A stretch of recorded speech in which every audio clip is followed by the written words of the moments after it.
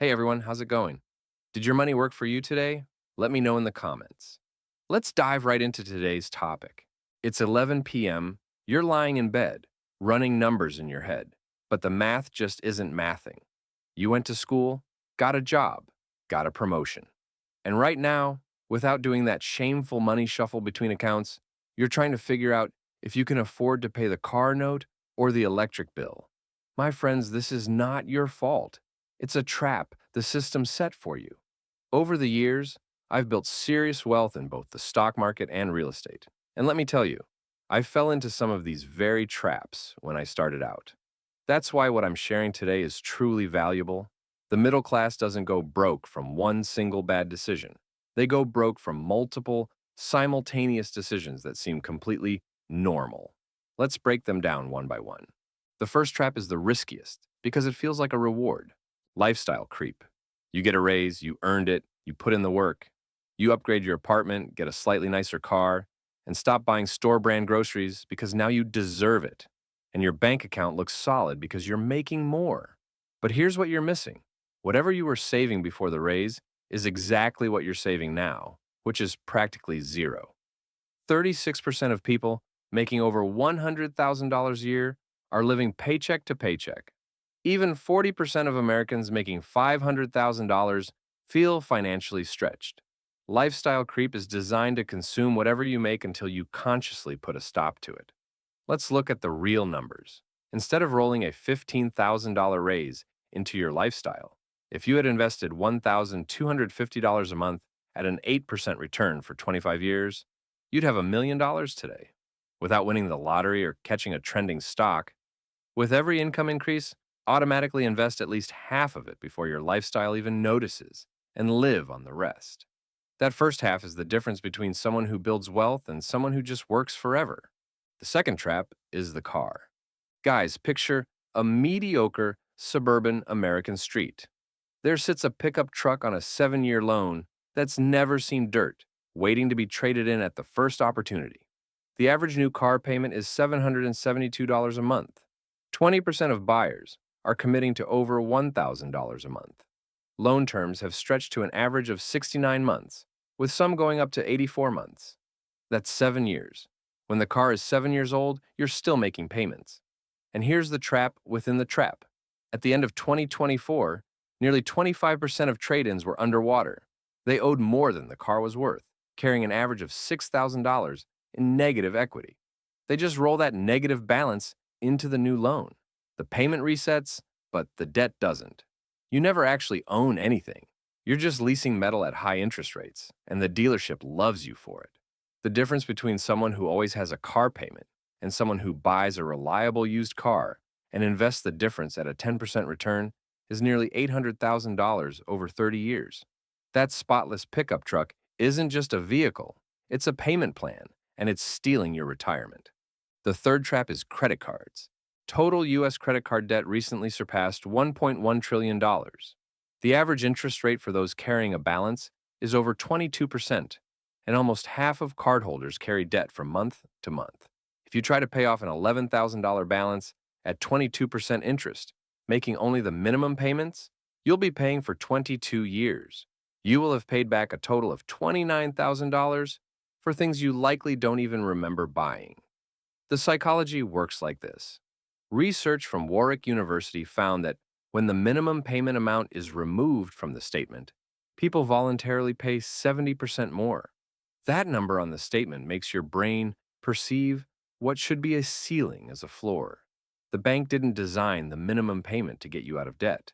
They designed it to keep you in the system for as long as humanly possible. It's not a scam. It's their business model. If you can't pay it off this month, you can't afford it. Period. The fourth trap is the house. In mid-2024, the median home price in the U.S. was around $435,000. At 7% interest, including taxes, insurance, and maintenance, the monthly payment comes to $3,500. To comfortably afford that, you need a household income of $110,000. But the median household income is $80,000. So, many people are already starting behind, and then the bank approves them for even more. It feels like a validation, Like the bank did the math and concluded you can handle it. But the bank doesn't care if you can handle the burden comfortably. They only care if you're going to default immediately. Those are two completely different standards. Research by Zillow shows that the hidden costs of home ownership average $15,000 a year on top of the mortgage. That's an extra $1,300 a month that wasn't mentioned in the bank's pre-approval letter. Buy a smaller house than the bank approves you for. The bank is not on your team in that transaction. The bank is the bank. The fifth trap is life insurance. An insurance agent will eagerly pitch you a product that combines insurance and savings, a smart two-in-one plan. What they won't tell you is that their commission on this product can exceed 100% of your first-year premiums. For a healthy 35-year-old, a $500,000 term life insurance policy costs between $26 and $55 a month, while a whole life policy ranges from $460 to $680. The coverage is exactly the same.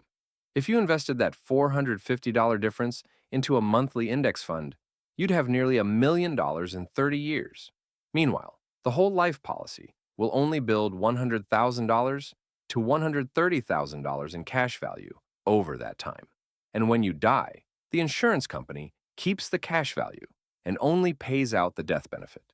Buy term, invest the difference, and move on. Now let me tell you about a family, the Garcias. $110,000 annual income, 2 working parents, 2 kids, a solid middle-class family playing by the rules. Their take-home pay after taxes is $6,800 a month. They bought a house at the very top of their approval limit. The mortgage, taxes, insurance, and maintenance hit $3,100. 2 car payments are $700. Student loans are $450. Daycare for 2 kids is $2,000. Groceries, utilities, phone, and internet bills are $900. Total fixed expenses, $7,150 a month. Take-home pay, $6,800. Without buying a single cup of coffee, they are bleeding $350 every single month. This isn't a story of irresponsible people. It's the story of normal people saying yes to everything normal. The house, the cars, the degrees, the kids. Nobody sat them down and calculated the grand total. The bank approved the mortgage. The dealership gave the car loan. The university approved the student loans. Everyone approved everything, but nobody asked if the whole picture actually worked. It doesn't work, and the Garcias aren't an exception. They are the median. The sixth trap is the second income illusion. Before becoming a senator, Harvard bankruptcy law professor Elizabeth Warren analyzed thousands of families filing for bankruptcy with her daughter, and the findings changed everything. Two-income families were going bankrupt at a higher rate than single-income families. They're working twice as hard, pulling in 2 paychecks, but losing more. Why? A $50,000 second income sounds great, but do the real math. $18,000 goes to federal and state taxes in their marginal tax bracket.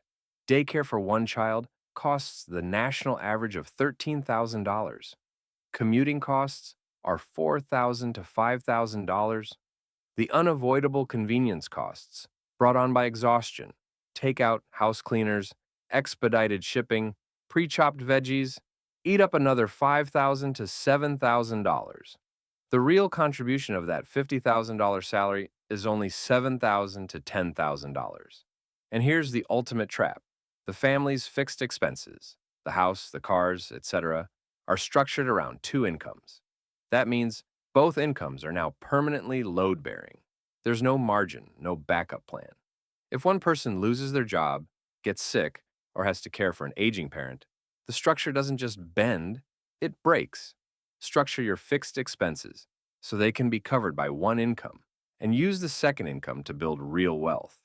The seventh trap is subscriptions. Before you keep listening, guess your monthly subscription spend. CSR research found this.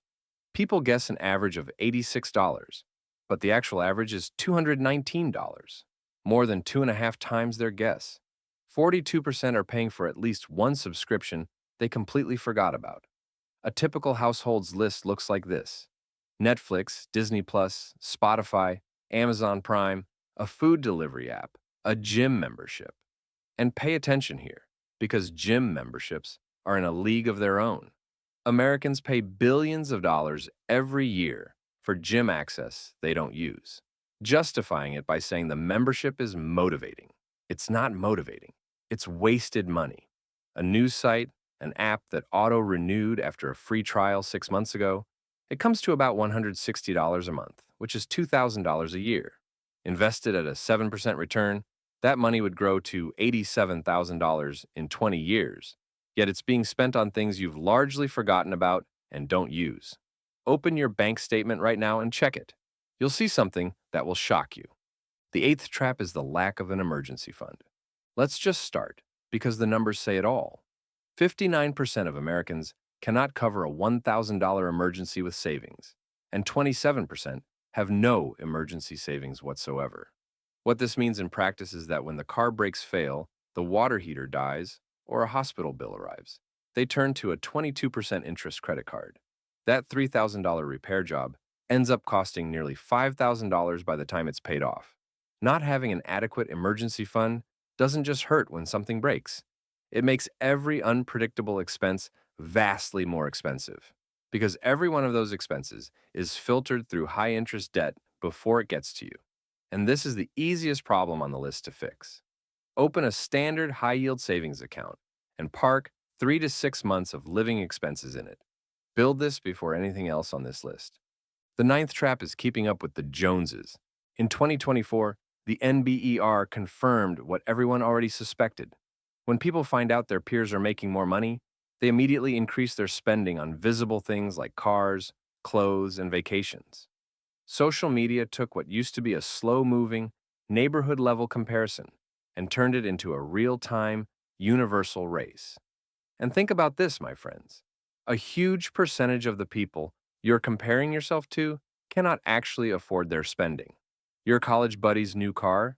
A 7-year loan with negative equity. Your neighbor's landscaping project? A home equity line of credit.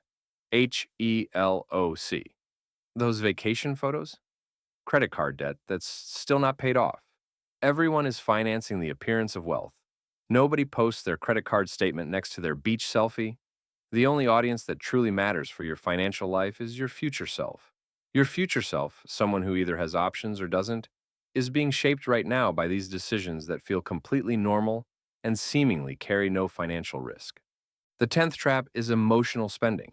For 63% of consumers, purchasing decisions are driven by emotions. 40% of online spending consists of impulse buys. The average person makes $280 in unplanned purchases every month, which is $3,300 a year. The psychology behind it is this. Shopping triggers the same neurochemicals as exercising or making a genuine human connection. That feeling lasts for about 45 minutes. After that, you're left with an item you don't need and debt you didn't plan for. The insidious part of this trap is that it never feels like a habit. It just looks like little rewards you give yourself every now and then. But the annual total tells the real story.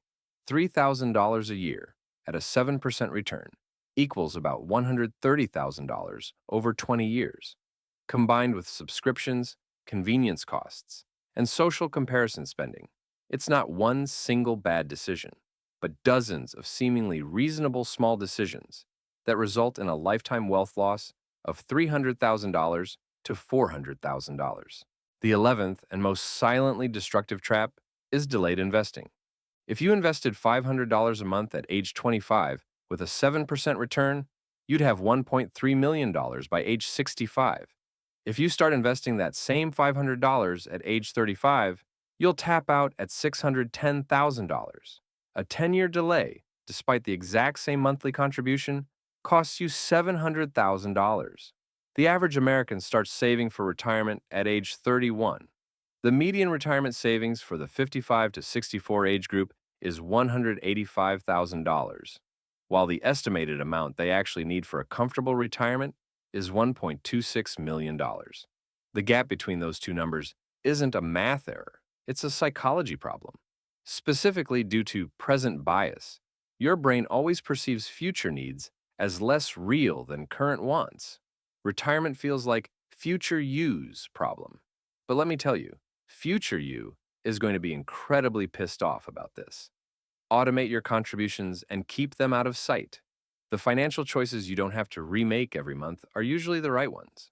The 12th trap is speculation. 90% of day traders lose money. The average active investor underperforms the market by 6.5% annually. The BIS found that in almost every economy they studied, the vast majority of retail crypto investors lost money on Bitcoin over a 7-year period. And yet, in every bull market, with every trending coin, during every meme stock moment, thousands of rational people think they've got it figured out this time. $10,000 invested in GameStop at its 2021 peak dropped to $1,500 a year later. That same $10,000 put into an S&P 500 index fund became $14,000 to $15,000 in the same time frame. Boring won. Boring continues to win. An index fund doesn't give you a cool story to tell on a Reddit thread or at a backyard barbecue. It just turns your money into more money over decades, which is all you actually needed to do. The 13th and final trap is the credit score obsession. A credit score is strictly an indicator of how well you interact with debt. It doesn't show your wealth, your savings rate, your net worth, or how prepared you are for retirement. It only measures your relationship with debt. Despite this, millions of people make poor financial decisions just to optimize this number. They keep cards open that they never use. They take out small loans they don't need. Once your credit score crosses 740, the mortgage interest rate advantage is usually negligible. Yet, the habits developed while chasing an 800-plus score, like viewing debt not as a burden to be eliminated, but as a tool to be managed, can lead to real money loss over time. You can have a great credit score and zero wealth. That's not a contradiction. In fact, they often go hand in hand. The true goal should be financial freedom. A credit score is merely a tool on that journey. And now, my friends, let me tie this all together. Falling into these traps doesn't mean you're irresponsible. To fall into most of them, you just have to be normal. Having a car payment is normal. Carrying a credit card balance is normal. Buying a house at the absolute top of your approval limit is normal. Subscriptions, impulse buys, pushing retirement contributions to next quarter, it's all normal. Completely, entirely, and financially devastatingly normal. Because being normal today means that 62% of workers live paycheck to paycheck. Total household debt has hit $18.8 trillion, and median savings are half of what's actually needed. Normal is the trap. The people who truly achieve financial freedom didn't do exotic things. They simply refused to do normal things. They drove reasonable cars. They bought houses well below their maximum approved limit. Instead of inflating their lifestyle, they beefed up their investments. They didn't feel the need to compete with their neighbors and friends because they were actually planning for their retirement. From the outside, at age 35, they might have looked like they didn't know how to enjoy their money.